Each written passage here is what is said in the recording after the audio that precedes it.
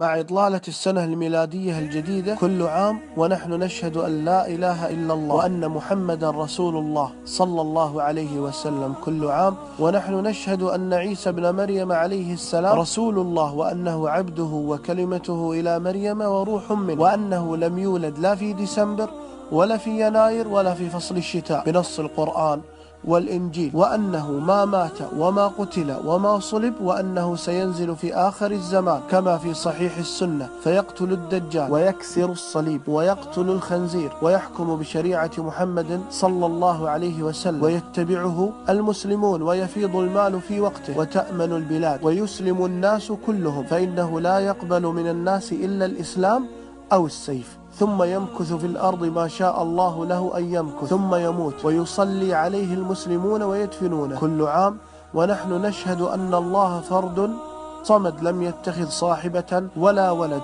كل عام ونحن نشهد أن محمدا صلى الله عليه وسلم لم يهنئ النصارى ولا اليهود بأعيادهم وأنه أمر بمخالفتهم. كل عام وديننا يأمرنا بالبر والإحسان والمعاملة الحسنة لغير المسلمين، وأن نشاركهم في مناسباتهم الاجتماعية دون الدينية مثل الزواج والولادة والطلاق والموت والمرض والنجاح. كل عام ديننا يحرم علينا أن نعتدي على غير المسلم أو نظلمه أو نبخسه حقه أو نحتقره أو نهينه أو نوجه إليه أي إساءة لأنه على غير ديننا. كل عام ونحن ندين لله تعالى، وأن الولاء والمحبة والنصرة تكون لله ولرسوله وللمؤمنين الموحدين، وأن البراء والبغض والعداوة للكافرين على اختلاف شرائعهم. كل عام ونحن نشهد ونعتقد ونؤمن بما جاء في الصحيح على لسان الصادق المصدوق صلى الله عليه وسلم حين قال: والذي نفس محمد بيده لا يسمع بي أحد من هذه الأمة يهودي ولا نصراني ثم يموت ولم يؤمن بالذي أرسلت به إلا كان من أصحاب النار. كل عام ونحن ندعو في كل ركعة من صلاتنا في فاتحة الكتاب: اهدنا الصراط المستقيم صراط الذين أنعمت عليهم غير المغضوب عليهم أي اليهود